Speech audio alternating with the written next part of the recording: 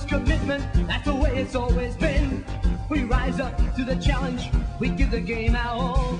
With sheer determination, we go in for the ball. With the crowd thunders, go Cats, we break the banner down. We know they'll play. Hi everybody, welcome to the BigFooty Cats podcast. I think we're up to episode 8. We are about to do a bit of a preview of our big final, which we have upcoming on Friday night versus the Hawks. As usual, my name is Willo, and I'm joined by a debutant tonight who we've drafted in ready for the finals. We've got CatSdoItBetter. Welcome to the show, Cats. Thanks a lot for having us. No worries at all. And returning once again, who's probably almost made the most appearances of anyone this year, CatEmpire. Welcome back, CE. G'day, Willo. How you going? Yes, very well, thank you. So obviously we did a show last week, which was a bit of a season wrap-up leading into the finals, and we've got one now dedicated just purely to the game on Friday night. So I suppose the easiest way to lead it off is to, I suppose, just to ask what you guys, just a quick general feeling heading into the game is. CE? Yeah, I think I'm feeling pretty good about things, is the way I'd characterise it. I think we've had a pretty good year, and we've played well against good sides when we've had those opportunities, and it feels a bit like we've been waiting for this moment all year, basically. So I think we're in a good position. We're fit and healthy, and I think there are some question marks over our opposition, and I'm expecting a good showing. Yep. Cats, what's your take on it, or what's your feeling on it all? Yeah, I feel a bit confident, but then again, it's the Hawks, so I feel a little bit apprehensive at the same time. I guess, like going into round one, I felt a similar kind of nervousness to not know how the new players were going to gel and all of that.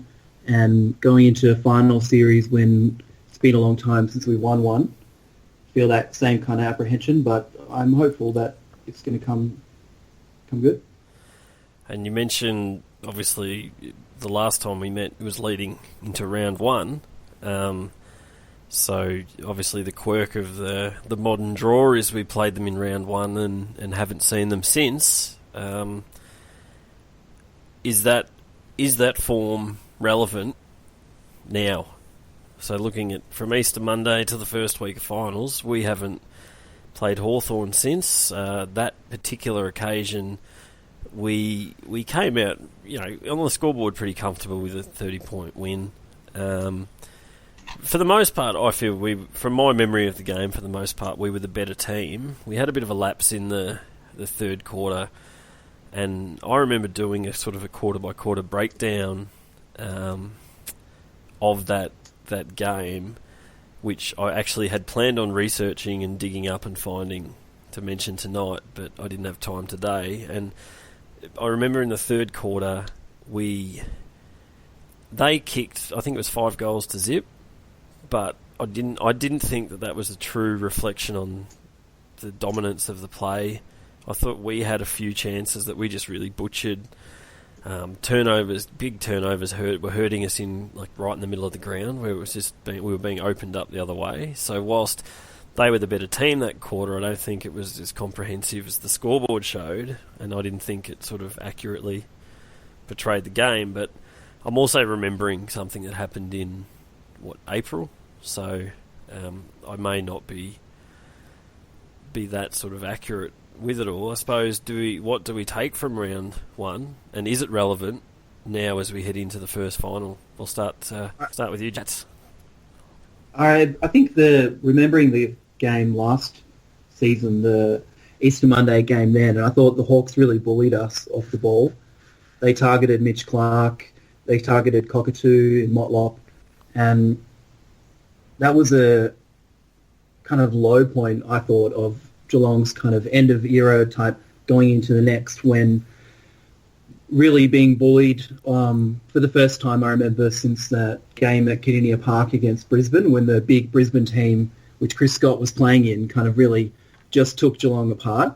and this is the first time that a team had done that to Geelong. And this year, I think that we went into that game and took it up to the Hawks, and obviously there were big games from Zach Smith and Dangerfield, and the other, Selwood and Geelong's key players really made the competition say, we're kind of back. And I feel in that regard, it was kind of a mental thing to say, we're not going to be continuing to be bullied again. We've got some mature age recruits, and we're a mature team again that can take it up to the champs. Yep. CE? Oh, I think it's so long ago that I don't think you can really assume that the form means anything. But I think that how I see the season unfolded was that I think Hawthorn were patchy that day in round one on Easter Monday against us, and they seemed to be patchy throughout the whole year. And I just don't really expect now that they're just going to be able to turn it on and put together 4 quarters of football that's going to hurt final standard sides. And on the flip side, I think that day we played 3 really good quarters, and we did that quite often throughout the year against good teams. And so it wouldn't surprise me at all if we were able to do that. So in some senses, I think the kind of result and the way the game was played in round one is almost what I expect on Friday night. But I don't think it's kind of like the form just continues from 6 months ago. I think a lot of water's gone under the bridge. There'll be probably a third of each side. The players will be different. But just the trend of the way the season was played, what round one might be indicative of the way the game's played. Do you? So if we look back at round one, and obviously so much has changed since then, can we then take anything actually out of the last couple of years worth of meetings against the Hawks, and they have they've had the measure, they've had the wood over us for a couple of years. Obviously, prior to us beating them this year, we hadn't even really gotten close the last couple of years. So, is that relevant, and is that a worry where they've got hold of us over the last few years? Do you think, CE? I think again, things changed so much over that period. I think there's no doubt that they had the wood over us during that period, much like we did for the 11 matches before that. And for whatever reason, we weren't up to their standard during that period. But I just think we're such a different team now. The additions we've made to our list and our best 18 in particular mean it's just such a different proposition.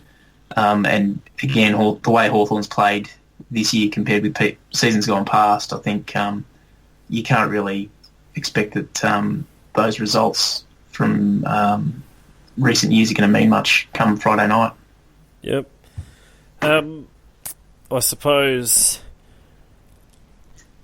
a good a place to start with any, and then this conversation probably also then leads on to another one. But what are our expectations selection wise? And as I said, I meant to do research and didn't, but so I didn't even look at the Hawthorn team. But what do you see changes? Do we roll the dice? Do we take the risks and pick Henderson? Personally, I think Scooter's in. I think there's been enough hints and, well, not even hints, it's been pretty obvious from the club that Scott Selwood will be playing. Henderson, I'm still not sure about. And do we roll the dice on that? And then, and even a Cockatoo's been talked up a lot for his VFL form, and just his name seems to be getting dropped by Chris Scott a lot. If they come in, who are the unlucky ones that goes out? Which way do you see it? Which way would you like to see it? Cats, I'll start with you this time. Yeah, I think there's some really difficult and challenging kind of selection problems for the coaching group, and I think that the coaching group had a really good game, just for a sec going back to round one, in some of the matchups they had for, the keys for Hawks are obviously Mitchell, Hodge, Rioli, Gibson, and Kirsten played a really great role on Gibson. I don't think he's going to get selected this week, but I think they'll again go with plans. They may be different players, but they're going to go with good plans that I think they did a good job of in round one. I think Stratton and McAvoy are definitely going to come in for the Hawks. And I think Henderson, he trained today, and it looks like, I think he'll play, and I think he'll probably start forward. And I agree that Selwood is almost definitely going to play. Cockatoo, I think I can see that they might play him. He looked, I think, in the VFL last week on Saturday, he was playing inside. He was kind of throwing his body around. He was being a leader within that team in some ways. He didn't dominate by any stretch, but I think he can certainly add something. He's not going to be able to play that role at AFL level yet, but I think probably College Asney has some injury clouds. I don't know if he will play. And whoever misses out is going to be unlucky, but I guess Buse and Cowan are the two that could slip out. CE, what are your thoughts? Yeah, I think that's a pretty good summary, actually. It's Selwood definitely plays, no doubt about that. Henderson, the noises are sounding like he will play, which is interesting. And perhaps they put him in for surgery early, knowing that that would enable him to get up for this match, which is good management if they were able to do that. But I don't think any of the others are in the mix. I think Cockatoo's too big a risk for this game, and his form hasn't been outstanding enough to break in. And considering the way the VFL side went on the weekend, I can't see anyone from that 22 making it into the side either, and that actually includes Buse. I don't think he will play. I think despite the makeup of the Hawthorn forward line, where Buse is perhaps better suited than he is against other sides, I think we've got Hawthorn's matchups pretty good, and I think if we have Ruggles there, Enright, probably Guthrie if Rioli's back there, I think that's pretty much covered, and I think Bruce is usually Mackey's job, so I don't really think there's a spot for Buse. The interesting one is who makes way for Henderson, and perhaps it is College Asney. And if not him, then it becomes really interesting, because I think pretty much everyone else in the 22 is played really well enough to keep their spot in the side. So even someone like Cowan, who was very much a fringe player a month or two ago, he's played reasonably well, and I think probably earned his spot in the first week of the finals, which is something I didn't think I'd be saying a couple of months ago, but very good for him. Sort of echoes what I said last week. I think I made almost the exact same point, that I didn't think I'd be saying something nice about him about a month before, even a month ago, not even a couple of months ago, probably 4 or 5 weeks ago. Do you think if he plays, he's a chance to take one of the Hawks' small forwards? I keep hearing that mentioned, but really I don't think he is the lockdown type defender. I think he's kind of the more running half-back, get the ball in his hands, and he can run some good metres for you out of the defensive 50, uses the ball pretty well when he's got some space. He makes good decisions as well, I think, when he's got the ball. Yep. Not all the time, but when he's, as in, I don't like his decisions to try and burst through tackles, but when it comes to him actually disposing of the ball, I think he makes really clever decisions with the footy. Yeah, I think that's right. And as I said, I think a lot's made of the Hawthorn small forwards, but I really don't think that that's where we'll lose it if the game doesn't go our way. I think we've got the players there to play on Puopolo and Bruce and Prioli. So, yeah, I don't think that's the role for Cowan. I haven't really seen him play that sort of lockdown role either. I think it has been more the kind of loose half-back. And I don't... personally, I don't think Cockatoo should come in. I understand why they would like him in, and I like what he brings to the table in terms of that pressure and aggression in the forward line. And it can be, I mean, he's the type of player that can make a defender hear footsteps, I reckon, around him, just because he's so quick and he does hit hard and he flies for the ball and stuff like that. But just purely and simply, I don't think his fitness is up for it yet either. I've watched him when he was in the seniors a few weeks back, and he looks like he couldn't blow out a candle by halfway through the third quarter. And finals is another intensity step up again from the regular season. It's a real risk that he'd just blow up and you'd get nothing out of him. So, like, I can understand what the idea of him being in there and what he can bring, but again, like you, I think the risk sort of outweighs it a bit. Now, when you just you mentioned, obviously they're small forwards and tactics and things, is the expected weather to be, I think it's meant to be thunderstorms and rain and cold. Does that impact your thinking at all, or do you think that will influence the lineup? Will that sort of maybe force hypothetically, if Henderson doesn't get up, does that keep Abuse in the team ahead of a Kolodjasny? Does it change, maybe a Kirsten does come in then because he's maybe that bit smaller and able to cover the ground a bit better? Do you have any particular thoughts? And open question to either of you, any particular thoughts on if that could change it? I think most of our big men are flexible and mobile enough that shouldn't really be an issue. I think that Smith is a player that potentially you might look at if you had players kind of more of that ilk. But Smith plays, I think, no matter what, he's a number one ruckman. And I mean, I think what you're going to get in the wet or not with Kolodjasny versus Buse is probably going to be not that much of a difference in that sense. Like, maybe some of Buse's run isn't as damaging as it could be on a drier surface anyway.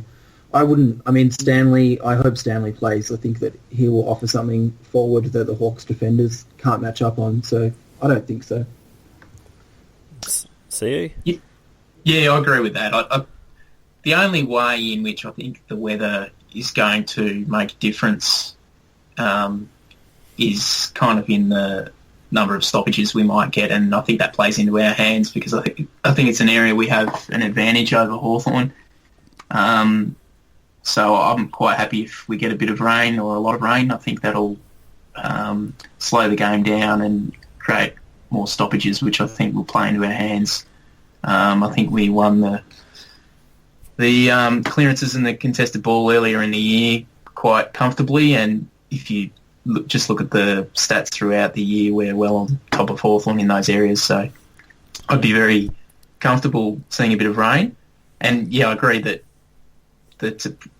probably, I think I kind of expect them to favour Kolodjasny as long as he's fit over Buse. I think they're comfortable him playing tall or small, and I think he's just a bit of a safer option than Buse. I think I don't mind Buse, but I think he's a little bit of a risk in a pressure final. I think he does show some signs of weakness under pressure, whereas I think Kolodjasny has just been rock solid. Basically, he's not very flashy and he doesn't get a lot of the ball, but he can't really see him coughing up the ball under pressure and all that sort of thing. So I think that might see him over the line in front of Buse, regardless of the weather. Yep.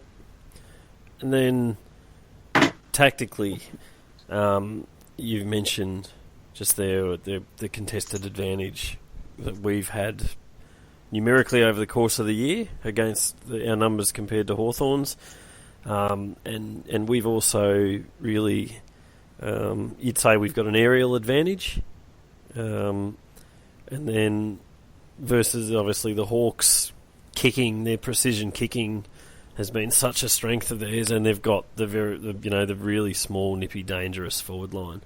So how do you see, I suppose, how do you see them tactically sort of stacking up against one another? And a point I thought of just before is we talk about how they've got that advantage with, or their small forwards are better than our small forwards, and that's a big strength of theirs is their small forwards.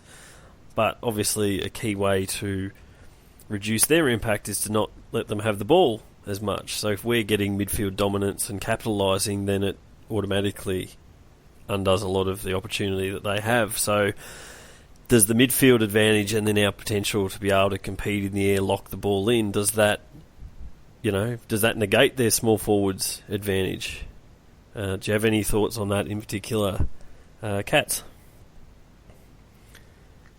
I think the small forwards for Hawks I think they're a big worry. I think it can be overstated a little bit, but I think that our aerial dominance will have a big impact. Not just in defence and obviously Hawkins up forward, but I think the rucks are going to be a big advantage for us. With Stanley and Smith should dominate McAvoy and whoever from Pitney or Fitzpatrick plays. I think that is going to give Geelong a really a big advantage all throughout the ground, actually. Yeah. CE? Yeah, definitely. I think SJ said in the podcast last week that looks like Geelong has a pretty good aerial advantage, both because of the contested marks we're able to take, but also Hawthorn looks like they're having some trouble defending in the air. So you'd hope that that'll be an area where we can get on top and perhaps Hawkins, Stanley, Smith, these sorts of guys. I think Hawthorn's going to have some trouble matching up against them. And at the other end of the ground, I think Gunston's a player who does cause us a bit of difficulty, I think. And he's probably the only player who I've seen Lonergan have a little bit of trouble with. Consistently as well. In the last 5 years or so, it's really hard to think of a player who consistently kicks a few goals against Lonergan every time, and Gunston seems to be one of those players. And he's leading Hawthorn's goal kicking this year again, so that's probably the only one of their taller players that I have a little bit of a worry about. And yeah, in terms of their smalls, again, I just think, Guthrie's a great matchup for Rioli. He's done the job before. Mackie seems to always play well on Bruce. And they've kicked 87 goals between them this year, Rioli and Bruce. So I just think it's a good matchup for us in a lot of ways, I think. So I'm not too worried about that. Are we worried at all about... Well, and this could be probably a two-part question. Are we worried about Geelong's slip-ups that we've shown this year? And also, are we worried about Hawthorn's ability that they've shown this year to get over the line in the close ones? And I'll put my thoughts firstly into that one. Are Hawthorn just Geelong of 2014 in that they made top four all year long? Their supporters have been saying, we're not even going yet, and we're just winning, and a lot of close wins that sort of wallpaper over the cracks, and what hopefully then will follow our 2014 form of a straight sets exit for them. What's a more accurate reflection of the team though? Are they winning because they're an exceptionally experienced team, or are they showing weaknesses, and are we slipping up because we're we've got a lot of young and inexperienced teams, or are we showing weaknesses? Which way do you see, I suppose, both the true colours of both teams? What are your expectations on that, Cats? I've heard that mentioned a few times about being the Geelong of 2014, and it sounds good, and I know that once a team wins so much, you have to find new ways to kind of talk about them and explain it. But I'm just loath to write off Hawthorn, I guess, and I guess the other example is the Lions of 2004, and obviously they didn't go on to win the fourth straight, but they still had a pretty good final series, and I think that's probably more where I see the Hawks. And the thing I'm worried about for this week is the crunch moments, and I think that, the start's going to be really important for Geelong, but I think until the final siren sounds, Hawks are always going to be in it, and it's, Burgoyne and Hodge and Mitchell, those kind of players that can really make those moments happen. And we've got heaps of players that can do that as well, but I think we're going to have 6, maybe 7 players that haven't played in a finals game before, and I think 3 or 4 other players that have never played in a winning final, and that kind of lack of experience in those big moments in a big final in front of, hopefully 90,000 people at the MCG can be telling, and I think they're the things that I'm worried about. I think if the Hawks lose on Friday night, that it's going to be very hard for them to go on and win. I think equally, if Geelong don't win, it's going to be hard for us to go on and win the flag as well. CE? Yeah, I think you can't help but be a little bit nervous about the way we've gone missing in games and within games throughout the year. I think that just is a nagging sensation in the back of my mind. I can't get rid of at the moment. But I think Hawthorn have shown themselves to be very much gettable throughout the year as well. So it wouldn't surprise me if we had a quiet quarter or quarter and a half during the game. But I think if we could show quality for kind of 3.5 quarters, I think that'll be enough to get us over the line. And particularly as Kat said, if we make a good start, and also I think if we're comfortably ahead, kind of sort of 3/4 time, I could see us going away with the game, because I think the opportunity for Hawthorn is to get at us early, put us under pressure, make us kind of get in a mindset where we're thinking, oh no, what's going on here? And the same thing in the last quarter, if it's close, I think Hawthorn will, you can't deny it, they will have a lot of self-belief that they can win the game. So I think the job for Geelong is to get on top, put a gap on them, and then kind of keep that throughout the game. Yep, I don't disagree. It's pretty obvious the start's important. An experienced team like that as well, you don't want them to be within 3 goals sort of in the last 10-15 minutes of the game, because they're going to have that belief that they can get it done, and every chance that they're just going to find a way. So if we need to get them early, and then hopefully just a good quick start first quarter with us a few goals. It'd be nice to be sort of sitting at 4 goals up at quarter time or something like that in a perfect world, I reckon, and then just slowly build and keep them away. Because it's Hawthorn, we're always going to have those thoughts and worries that they're still in the game. So let's hope that they're not, basically. Now, looking very briefly past this week as well, if we lose, obviously, we would be playing the winner of Adelaide North, I think. I don't know if you guys have got the the draw there at all, but I'm pretty certain that's the I result. think it might be the other side, Willow, is it? The West Coast game? Not sure. Although I'm not... Probably should have not researched that before I brought up the point, but I had a feeling it was Adelaide for some reason. And then obviously the win, you get the week off. If we're to win, does the bye week before the finals and the bye week straight away after the game hurt the side? And then I suppose another point is our VFL team got knocked out of the finals on the weekend.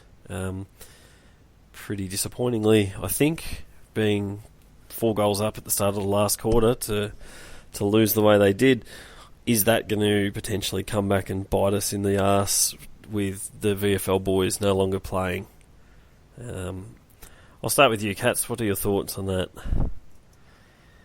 I think the VFL season being over will impact in some ways. I mean, I think firstly, the VFL team had a great season. They started halfway point, they were 5-5, and then really finished off the season really well with a couple of really talented VFL listed players that we've talked about on the board that look like they could possibly step up to AFL level at some point. But having that team, having the whole group committed to try to do something, I think even if those players are not playing, it motivates everyone to stay together. I remember in 2007 that being a real factor. But it shouldn't be the deciding factor of whether they can win the flag or not. I think that the things that really worry me outside of Geelong for the finals are the Swans, I think, are the best team overall in the finals, and the Hawks we've spoken about, and Stevie J factor. If Stevie J gets between Geelong winning a final, let alone winning a flag, I think that's going to be pretty hard for a lot of us to take. So the road kind of after win or lose on Friday is going to be a road that will be a lot easier if we can win, but it's going to be difficult if we do lose. CA? Yeah, I take a little bit of a different view about the VFL situation. I think it's possibly important in situations where you've got players coming back from injury and you need to get them match fit so you can have them on hand. But I think generally we're in pretty good health, and I think there's probably only 3 or 4 players in the VFL who are a realistic chance of playing any finals football, and they'd be Cockatoo, Kirsten, Lang to some extent, and probably Buse. So all of those guys they're in good health. They'll train with the senior side throughout the finals, and it'd be nice to be playing in the VFL finals, but I really don't think it's going to have that much difference in this instance. In terms of how things go this week, I think history shows that with a few exceptions, you really want to be winning week 1 of the finals and fronting up again 2 weeks later on your home ground, having had the benefit of a week off. I think that's going to be particularly the case with the game on Friday night. I don't expect anything less than a very physical contest that's probably going to leave players pretty sore, and I think the week off semi-final weekend would be the much more preferable path, and then back to the MCG for a prelim final against probably the loser of the Sydney match this week. I think is the way it will go if that's the way we got through. And yeah, just checked it. It is the loser of our game plays the winner of West Coast Bulldogs. Willo? Right, so I was nowhere near it. Which you'd assume would be West Coast, I think. But yeah, their form late in the year has been exceptional, really. So they'd be a very dangerous proposition, I think, in a semi-final after a bruising encounter against Hawthorn. So definitely something we want to avoid. They've actually flown under the radar a bit apart from the last few weeks. I think I saw on 360 or something like that, they had Adam Simpson on, and I think they've won quite a lot of their games on the run home. But everyone sort of you've really stepped up when they roll. All of a sudden they rolled GWS, and then they rolled Hawthorn, then they rolled Adelaide, who were basically all top 4 teams at the time, and now everyone sort of sat up and took notice, and they've started to play the type of footy that they were playing for the second half of last year, bar one horrible day that we all wish went the other way. So let's hope that it's not us that has to deal with them anyway. I guess with the Eagles, it's about transferring that form to the MCG. Yeah, but they they won in Adelaide, and they won. I saw them live against GWS. They won in Sydney, so I think even that earlier in the year, definitely they just couldn't win away from Subi. But late in the year, they seemed to find some form on the road as well. So I reckon they'll be dangerous at the MCG in week 2. And in fact, if they play Hawthorn, I would think West Coast will go in favourites. Really? Yeah, I reckon. They've struggled badly against the Hawks at the G, though, lately. So that's interesting. They should have no fear against the Hawks, having beaten them a few weeks ago. But I wonder just about getting it with the G, how that sort of changes them. They've certainly got a really talented team, and even players that are not going to be playing probably for most of the finals, they've got some great players out of the team. Yeah, they're a very good team. One, let's hope we don't have to worry about facing. I think is probably the best way to think about them. Now, are we all thinking that Selwood goes to Mitchell? Is that the reason he's being brought in, or is there something else? And what do you see matchup wise? I mean, he's already touched on the way they're probably going to line up our defenders against their forwards. What do we see them matchup wise? How do we see them lining up through the middle, and I suppose to a lesser extent in our forward line as well? CE? Yeah, it's kind of the obvious thing to try, isn't it? We haven't had an answer for Mitchell for a number of years, and it just seems almost so obvious that you could not try it, putting Scooter on him. But yeah, it's probably one of those things that they'll try a few different things throughout the game. I don't really think Geelong is likes to play the game with a lockdown midfielder too much anymore. I think even when Guthrie was playing the role, he still had a bit of rein to run free. So I'd be surprised if there was just a totally defensive negative effort in the centre square from Selwood. What do you think? I think he's really the first time we've had... I mean, Guthrie, I think, is a really crucial player, but Scott Selwood can really play that role while getting a lot of the ball himself. He can really do a really good job there. I think that he'll start on Mitchell, and hopefully he can follow that through. And I think that, like you mentioned earlier, Guthrie can play a really good role down back. And I think with Ruggles, I've been really impressed with Ruggles this year. And there's been times where the ball's just come over the back and Ruggles just put his fist up in the air and just seems to connect with the ball. And that's in contrast to who I really like Buse, but where when the ball comes over the top like that, he seems to just get caught out, and his opponent, often kicks a goal there. A couple of other things I wanted to mention, the matchups, where Blitz goes and what happens with Motlop and Duncan. I think those three kind of running mids and what kind of role they play is kind of interesting. And just two in our forward half, I think that they've got no matchup for Hawkins, and the stage is really set again for him to have a big final on Friday night. And whether Menzel goes to Gibson to play a kind of similar role to what Kirsten did in round one, It's interesting. I worry if Menzel does that, if you're sort of, robbing Peter to pay Paul type of thing. But at the same time, if it forces Gibson to become accountable and he can isolate himself just on Gibson, he's probably a fair chance to be pretty dangerous as well. I agree on Hawk. Hawk was my call to be our big sort of wild card and have a big finals. So hopefully I'm on the money. But last time I made a big call against Hawthorn in our pre-round one podcast, I tipped Nathan Vardy to have a good game and see what happens. Let's look how well that's worked out. So touch wood. I hope I haven't put the Moz on Hawk. Well, I think I picked Jordan Murdoch, Willo. So I don't know who's won that battle. None of us.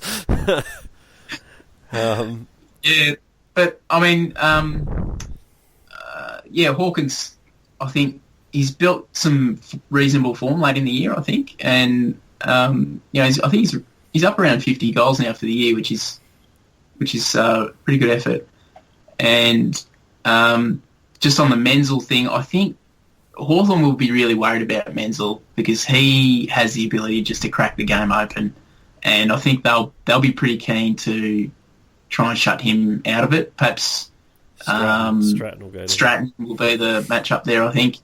So I think they will try and free Gibson up because when they're playing at their best, they've got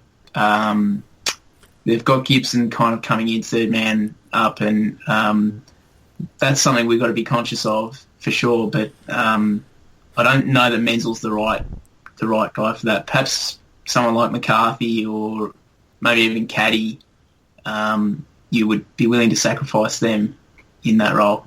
But who else do they have tall that will be back as well? Because they've got Frawley. Yeah, Frawley will go to Hawk.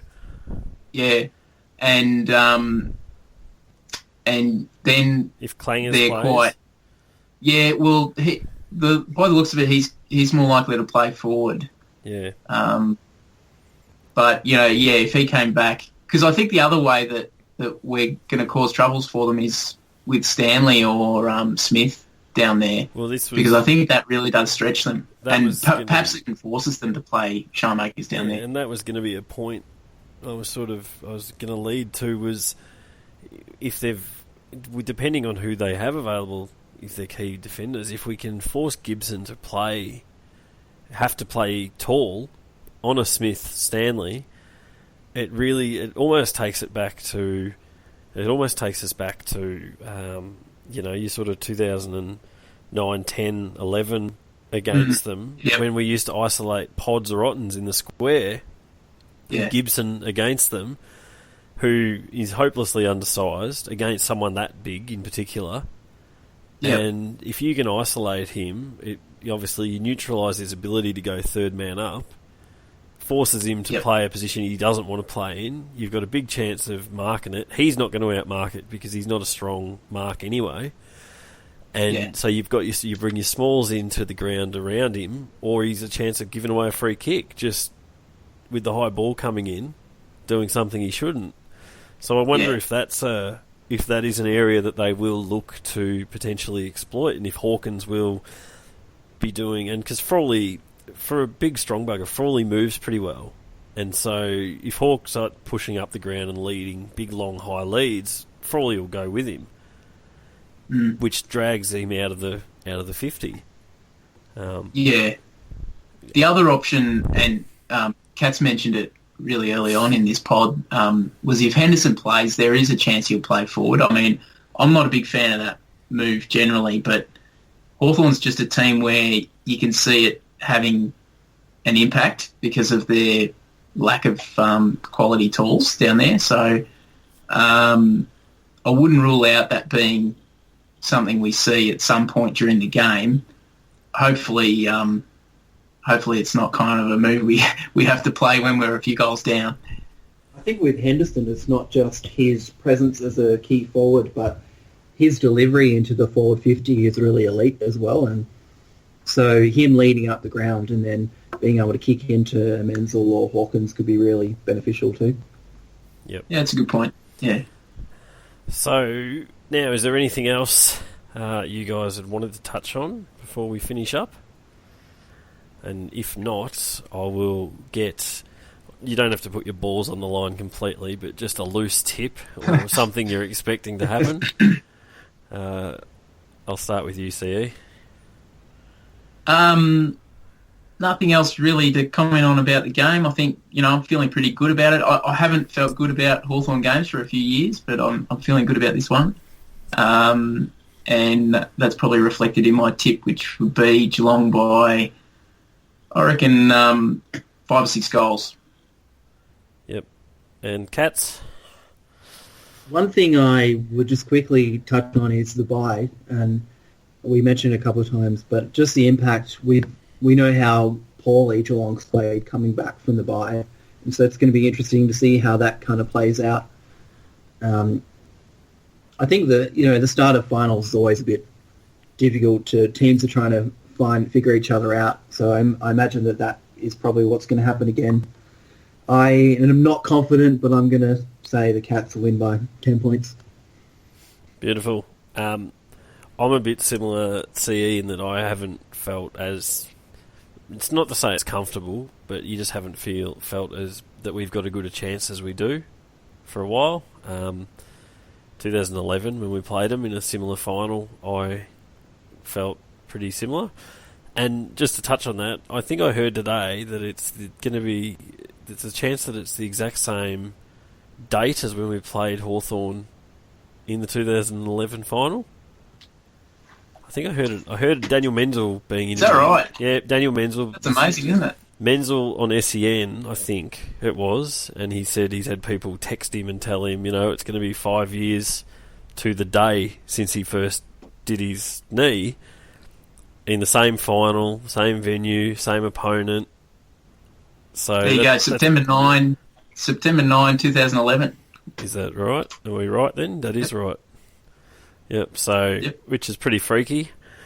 But I'll take that as a good omen date-wise for the result, and we'll just forget about the Menzel bit. So I think we should win. I hope that my sense of confidence isn't just the fact that we've had some soft results to sort of pad us up a bit at the end of the year. But I reckon we've been building for this. I reckon we've given ourselves the absolute best possible chance to win the flag. We've got minimal injuries. We've had a lot sort of fall our way in terms of other results helped us get to the position we needed to be in as well. And we were able to keep winning along the way. So I'm sort of in the same boat. I reckon we get up by about 5 or 6 goals. And I'd really love it if we absolutely put the foot to the throat in the last quarter if we're in the position to do it. But given that it's Hawthorn, I'll just be happy enough to get the win at all, I think. Yeah, exactly. Yeah. I don't care if it's a kick after the siren, I'll take that for sure. Because it's going to mean a lot for the rest of the way the finals plays out, I think. And it's got to be huge confidence-wise if you can knock off the 3-time reigning champs in the first week. It's got to do wonders for the group confidence-wise going forward as well. I think there's Cowan, Ruggles, Menegola, Smith, Stanley, Kolajasny who haven't played finals, and for them to get a big win against Hawks to start their finals career would be a big motivation to go through the rest of the finals. Yep, absolutely. All right, thank you very much for your time, gentlemen. Thanks for getting on for the first time, Cats. No worries, thank you. Thanks a lot for having me. No worries at all, and thank you again, CE. Always a pleasure, Willow. Thanks for having me. No worries, and I made the call last week that if we won this week, we're going to have to do another one before the prelim. So, don't know what happens if we lose. We might just make that up as we go. We'll plan. We'll hope and plan for the best and not the worst. So, yeah, absolutely. Let's hope we're doing another one in a couple of weeks' time. Take it one definitely. at a time. That's it. All right. Thanks very much. and also I did want to say, if anybody else does want to volunteer to be involved, that'd be really, really good to help out. We much appreciate anybody getting on, and I think hopefully Cats can vouch that it's not all that scary or painful being a first timer. So please, if anybody wants to get involved, let me know, and it'd be really good if we could get a female voice on at some point. So don't be shy, that's all I can say. Otherwise, until next time, thanks everybody for listening. Go Cats. Go Cats. Cats.